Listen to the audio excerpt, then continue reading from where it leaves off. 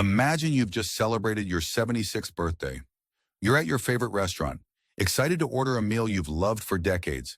Suddenly, you find yourself hesitating before choosing a dish because of your low-sodium diet.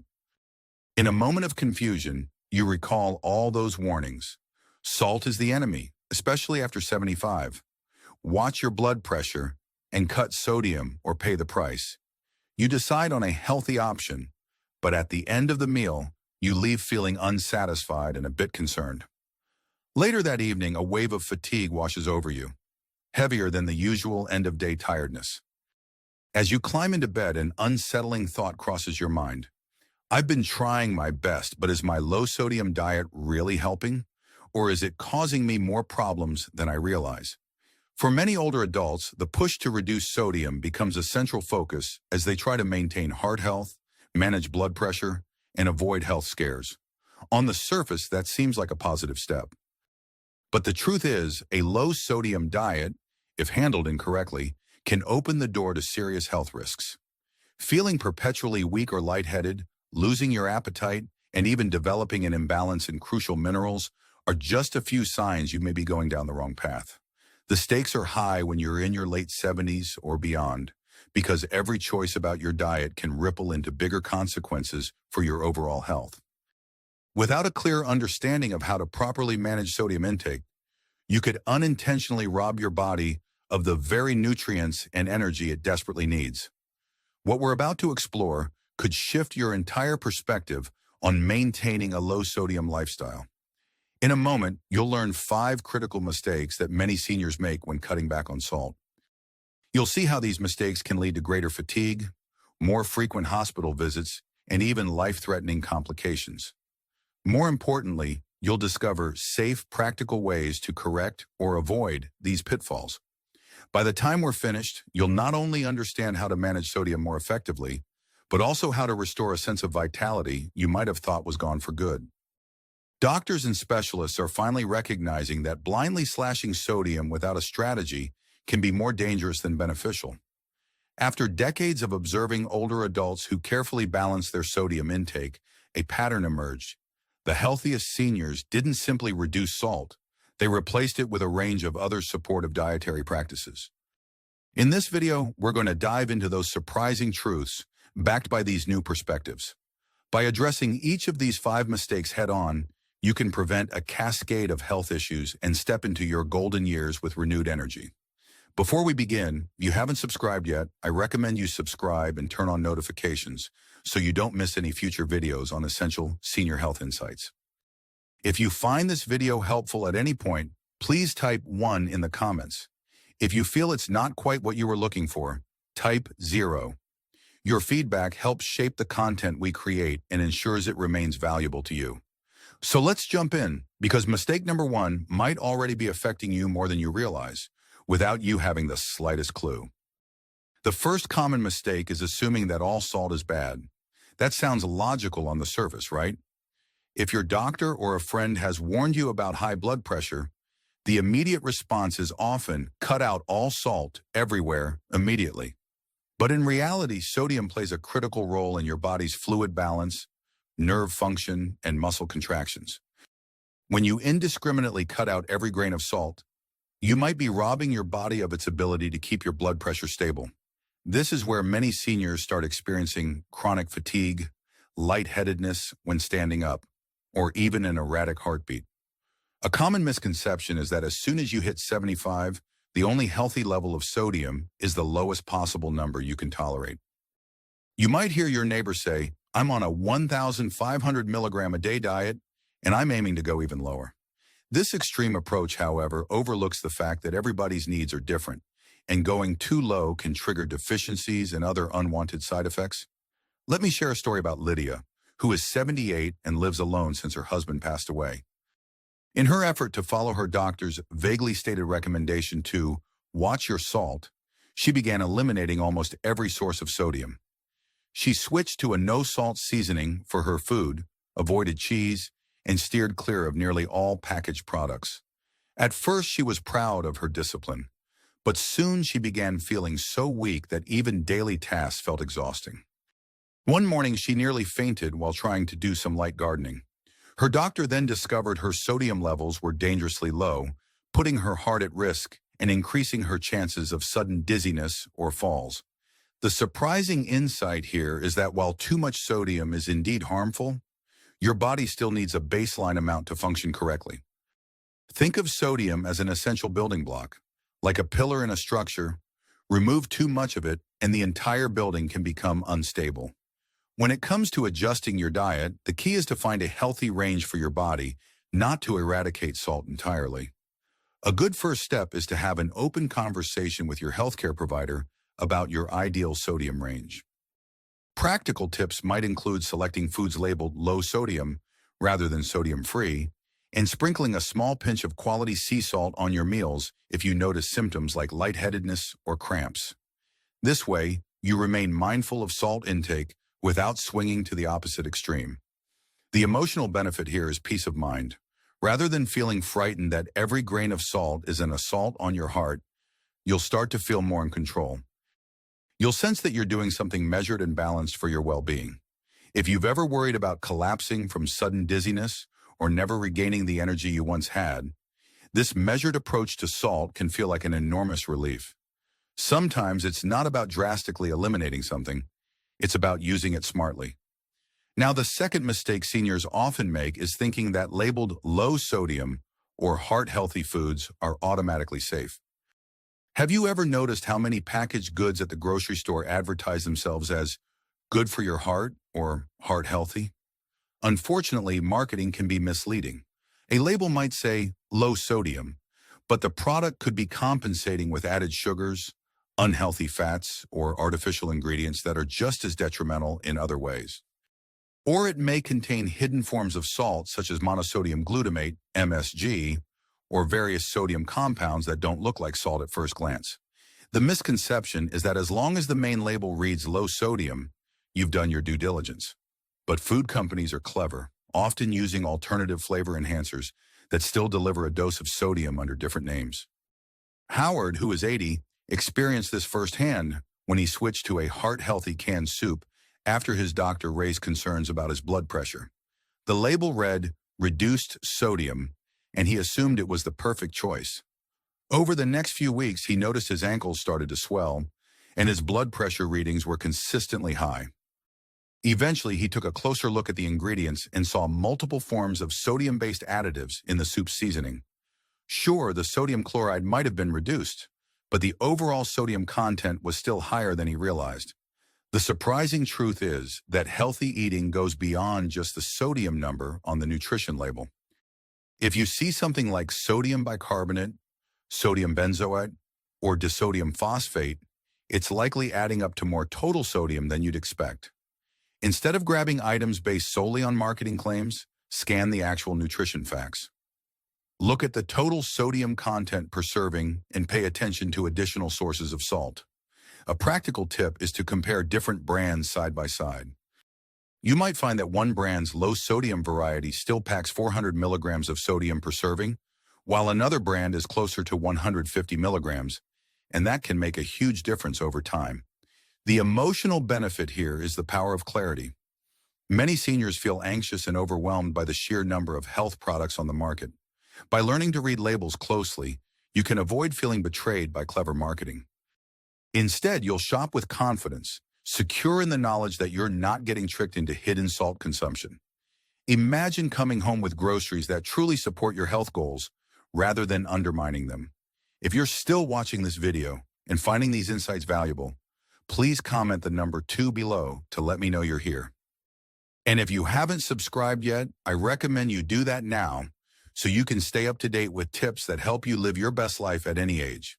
Your participation really does make a difference, and it helps me continue bringing content that informs and supports you.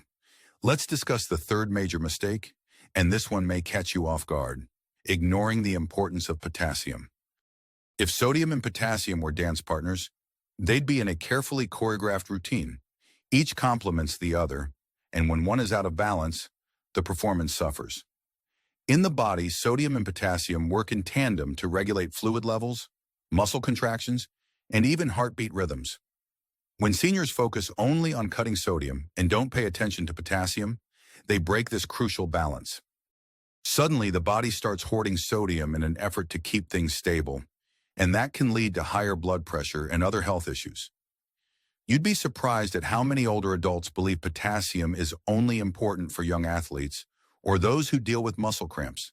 They'll say, "I'm 85. Why should I worry about something that's usually in sports drinks?" But the reality is that potassium is vital for seniors, especially those on low-sodium diets. Consider Harriet, who is 82.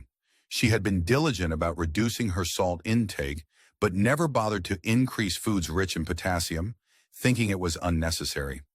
Over time, she found herself experiencing unsettling heart palpitations, especially in the evening. She also noticed she was more prone to constipation. A routine blood test revealed low potassium levels, which were contributing to her symptoms. Once Harriet adjusted her diet to include more potassium-rich fruits like bananas, apricots and oranges, and vegetables like spinach and sweet potatoes, her palpitations lessened and her digestion improved. What's surprising is how many delicious options exist for boosting potassium. You don't have to rely on tasteless supplements. Making a smoothie with spinach and a banana, snacking on cantaloupe, or adding avocado slices to your lunch are easy ways to keep sodium and potassium in better harmony. You can also roast vegetables like zucchini or beets for a flavorful side dish that supports a healthy sodium-potassium ratio. The emotional reward? You'll feel confident knowing you're fortifying your body's natural defense against high blood pressure and the fatigue that often comes from electrolyte imbalances. A simple, actionable step is to scan your daily meals and see where you can swap in a potassium-rich option. If you're used to a piece of toast in the morning, consider a banana with peanut butter instead. If lunchtime typically involves a bag of chips, try a small bowl of yogurt with sliced strawberries. This swap not only reduces sodium, but also provides more potassium, helping you feel more balanced and energetic throughout the day. Here's another reason to keep an eye on your potassium intake. It's like a protective shield for your muscles and nerves. If you've ever felt that slow creeping ache in your legs while getting out of your chair, or if your hands feel tingly after a meal, low potassium could be playing a part. By ensuring you have enough potassium in your diet, you're effectively giving your muscles and nerves a fighting chance to remain strong, responsive, and pain-free. That leads us to the fourth mistake, and it's a big one: overlooking the hidden salt in beverages. We typically associate sodium with savory snacks, canned soups, and processed meats. But have you ever scanned the label on your favorite carbonated drinks, flavored waters, or sports beverages? You might be in for a shock. Many of these drinks, especially those labeled as electrolyte or rehydration beverages, can contain sodium levels that aren't immediately obvious. The common misconception is that if a drink isn't obviously salty, it can't possibly pose a risk. But sodium can hide under various chemical names, or it might just be overshadowed by a sweet flavor. Frank, 77, discovered this the hard way when he decided to replace his usual tea with a lemon-lime replenishing drink, thinking it would be gentler on his stomach and good for staying hydrated. Over time, he started noticing that his wedding ring felt tighter and his blood pressure readings were creeping upward again. It wasn't until he looked at the nutrition facts that he realized each bottle contained over 200 milligrams of sodium. Have 2 or 3 of those a day, and it really adds up. The surprising truth is that beverages can be a sneaky contributor to overall sodium intake. Even certain types of sparkling water can have added sodium, often labeled as sodium bicarbonate or electrolytes for taste. So what can you do? First, read the label on any drink you buy regularly. If you see the total sodium content inching above 50 milligrams per serving, think twice, especially if you're already on a restrictive sodium plan. Water infused with fresh fruits like lemon, cucumber, or berries can give you a refreshing flavor without the hidden salt. And if you truly need an electrolyte drink, perhaps due to specific medical conditions or vigorous activity, choose one with balanced electrolytes, not just sodium. Some brands even offer low sodium or customizable electrolyte formulas that let you control how much sodium you're getting. The emotional benefit of making this switch is relief from the frustration of random spikes in blood pressure. You know that sense of defeat when you realize your numbers have gone up, despite your best efforts to eat right? Eliminating hidden sodium in drinks can help you avoid that. You'll gain a greater sense of control, confident that you're no longer undoing the benefits of your careful meal planning with a few sips of something misleadingly labeled healthy. If you're still watching and finding these tips useful, please type 4 in the comments so I know you're following along. And if you have any questions or feedback, feel free to share that as well. Your input guides the content we create, and subscribing ensures you won't miss the next round of insights to keep you living a healthier, more fulfilling life. Now we come to the fifth and final mistake: failing to track your progress and adjust over time. Many people adopt a low-sodium diet as a kind of set-it-and-forget-it plan. They assume once they cut down on salt, their work is done. But the body is dynamic. Your sodium needs can change as you age, as your activity levels shift, or if you start taking new medications. Without routinely checking in on how you feel and possibly confirming with blood tests, you risk drifting into dangerous territory, either consuming too much sodium or not nearly enough. The misconception is that once you find a diet plan that seems to lower your blood pressure, it will always work exactly the same way. But life happens. Maybe you start exercising more. Maybe you experience stress that alters your blood pressure. Or perhaps you develop new medical concerns. Agnes, 79, learned this lesson after her doctor increased her diuretic medication to manage fluid retention around her heart. Diuretics, as you may know, can affect electrolyte levels. She continued on her standard low-sodium regimen, unaware that the medication change would alter her body's balance. Over the next couple of months, she noticed herself becoming unusually thirsty. Her muscles felt weaker, and she struggled to sleep well. A routine blood test showed her sodium levels were plummeting, and her doctor had to adjust both her medication and her diet to stabilize her. The surprising insight here is that self-monitoring can be simpler than you think. Start by keeping a small notebook or using a phone app to jot down daily sodium intake and how you feel physically and emotionally. Track any new or unusual symptoms: fatigue, dizziness, muscle cramps, swelling in your feet or hands. Every month or so, review your notes and see if any patterns emerge. You might notice a direct link between eating certain packaged foods and experiencing bloating the next day. Or you might find that you feel more alive and energetic when you include a certain amount of salt in your breakfast. A powerful action step is to schedule regular check-ins with your healthcare provider. That might mean quarterly lab tests to see if your sodium, potassium, and other electrolyte levels are stable. As you gather that data, don't be afraid to adjust. Maybe you add a bit more salt if your levels are too low, or perhaps you scale back if your numbers creep up again. The emotional reward for this diligence is a sense of partnership with your body. Instead of feeling at war with your diet, you'll feel like an active participant in your own health journey. It can be incredibly empowering to see lab results improve over time, knowing that your conscious choices made that difference. So what have we discovered? First, that not all salt is bad, and cutting sodium to the extreme can be dangerous. Second, that low sodium or heart-healthy labels might hide significant amounts of sodium elsewhere in the ingredients. Third, potassium is the unsung hero that needs to balance out sodium's presence. Fourth, beverages can carry hidden salt that undermines your best efforts. And fifth, if you don't track your progress and make adjustments along the way, you risk sabotaging your long-term health goals. As we wrap up, take a moment to picture yourself 6 months from now. Having integrated these 5 insights into your routine, maybe your blood pressure is more stable, you're feeling a boost of energy in the mornings, and you're no longer worried about every single bite you take. You might even notice improvements in sleep quality and overall mood. The urgency here is real. Each day that passes without proper sodium balance is another day that small problems can become bigger. But by acting now, you create a foundation for a stronger, healthier tomorrow. Which of these 5 points resonated most with you?